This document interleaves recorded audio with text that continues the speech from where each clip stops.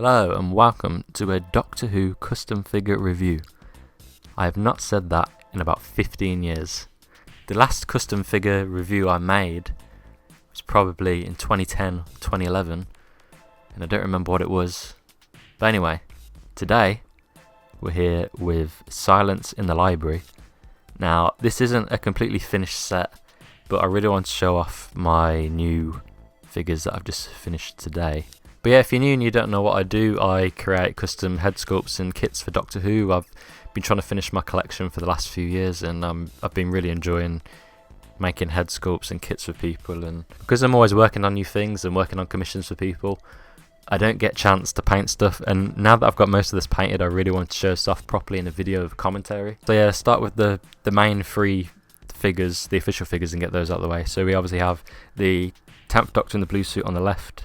I'm going to be making a custom version at some point. I just need to buy another one. I'm going to change the shirt and tie colours to what it is in the episode. I think it's like purple. And I'm going to change the head sculpt to one of my own head sculpts. I put an image on screen of what that head sculpt looks like, but I might make a change to it because I'm not completely happy with it. It was adapted from a 14th Doctor head sculpt I'd done, which looks a lot more like David Tennant. And I think I de-aged him a bit too much and moved his hairline a bit too much, and I think that ended up in not as good of a 10th Doctor, so I'm probably going to redo that head, and I'm going to take the figure out just so you can see the other ones better. So now we have Professor Riversong. That's the 2008 release that comes with the sonic screwdriver and the sonic, I think it's the sonic gun.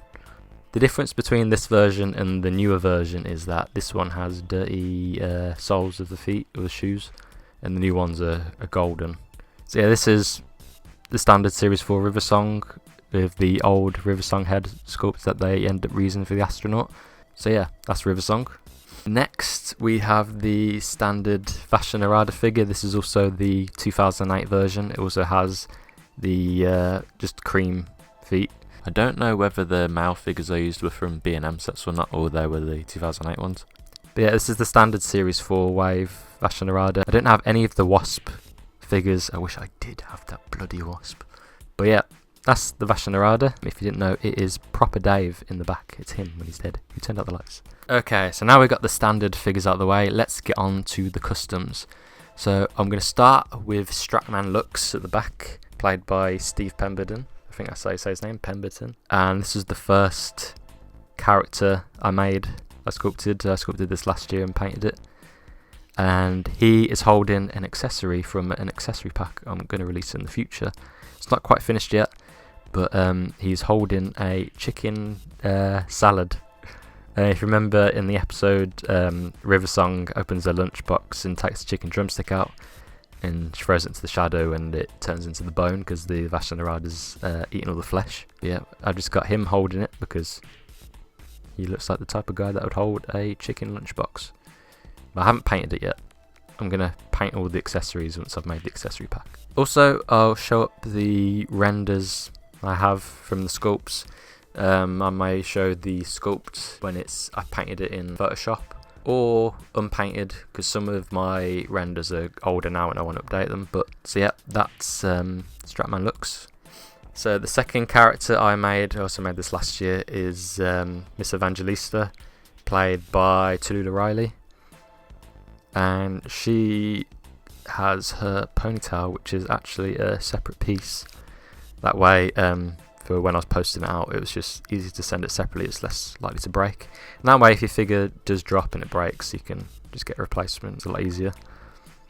So yeah, Tallulah, probably... She has the least screen time, but she's probably the most remembered person out of Riversong's crew, which is kind of funny. And yeah, this uses the B&M Riversong body. It's just one I got off eBay, and she has the gold feet.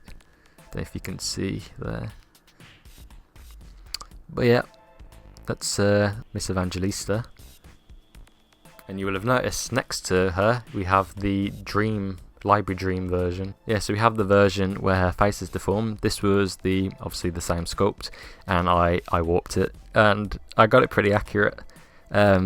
She is missing a veil on the figure, and the reason why I didn't do a veil is because I don't like to use fabric on Doctor Who figures, just because Doctor Who figures don't tend to use fabric. We'll just ignore my Sutek custom. But yeah, this uses the Galf zombie figure. So this one was quite a cheap figure to make, and all I did was paint it black. I don't actually remember how accurate this is to the dress in our episode, but this does the job, and I don't plan on upgrading it because I am perfectly happy with this figure. Okay, so next. So I made these figures today. We'll get Dr. Moon out of the way because Dr. Moon isn't finished. I've sized him to a Saxon Master, but I think I am going to be making my own body for him, a 3D printed body, only because I don't want to keep buying Saxon Masters. If you follow my Instagram, I use this figure. I'm going to be making a 3D printed body for Dr. Moon because I don't want to keep buying Saxon figures. It's just annoying, and I don't like all the figures having the same body. If you follow me on Instagram, @FruitShootMan, I always use this figure to show off my heads scaled to the Saxon Master, and that's basically what this body's become. But I'm thinking of doing my own version where it's basically accurate to a suit in the episode. His jacket's open and his tie's down. I could have sized it to Yanto from Torchwood, but the problem with Yanto is that his figure is 6 inches and these are 5.5 inches, so he will tower over everyone. I know Colin Salmon is quite a tall bloke, but I hate that Yanto figure because my neck snapped because they basically used the company that did it used a really cheap plastic as the collar, and when I turned the head, the collar just popped off, so I don't want anyone else going through that frustration. But yeah, that's Dr. Moon, not finished. I'm going to be making Cal to go with him as a full kit. I also have Donna as a node in the works. I put a picture on screen. It's not finished.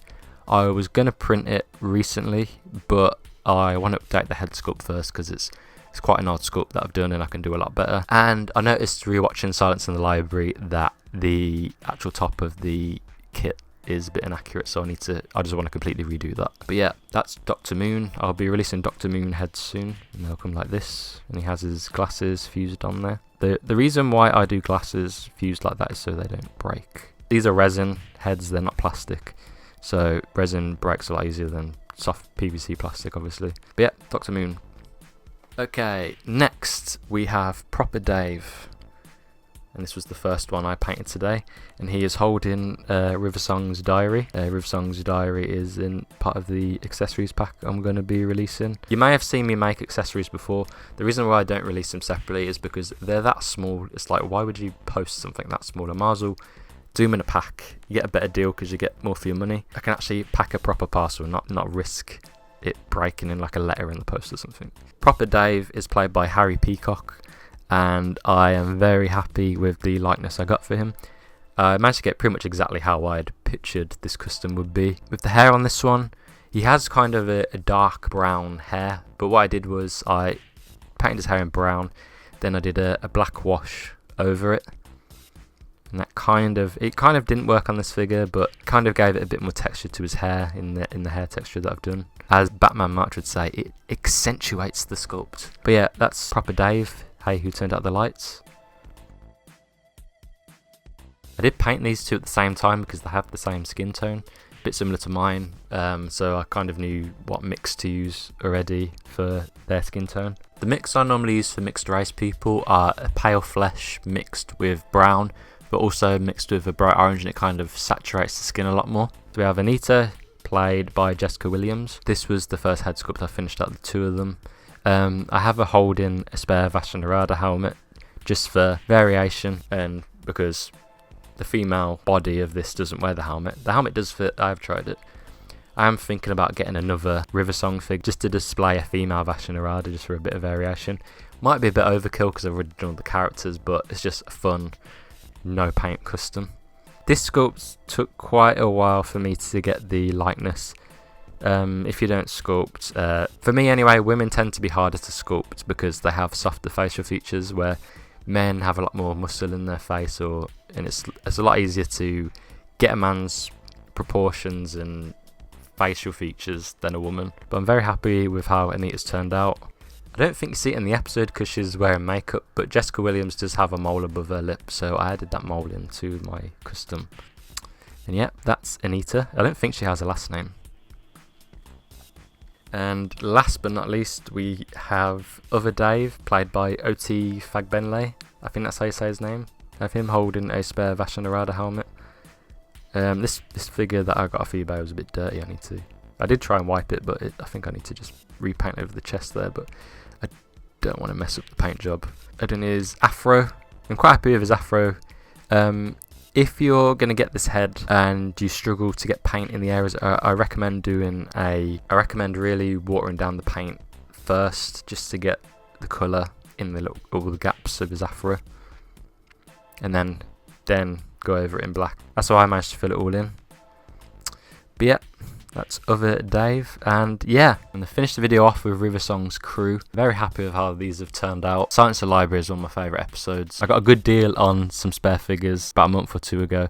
I've been putting off making these heads, and I've finally done them and painted them. It's finally a group of Doctor Who characters finished. If you don't know, I've made about 300 heads and probably about 15 kits, and I never end up painting them. I only paint like a few times a year because I don't get time to paint. If you're interested in these heads, not sure when this video will be out, but I have an Etsy. Etsy will be in the video description. If you want to see what I post about action figures, I collect Doctor Who, I collect Star Wars Black Series, I collect Power Rangers Lightning Collection, and I may have a few things coming soon, he says.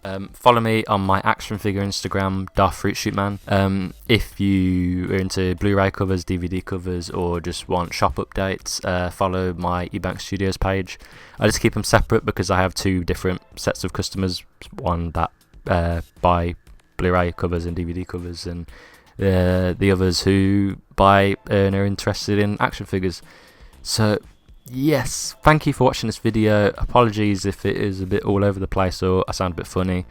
I haven't filmed a video like this in about 15 years. But yeah, hopefully I'll do another video like this soon. Hopefully I'll see you in another video like this soon. And yeah, thanks for watching.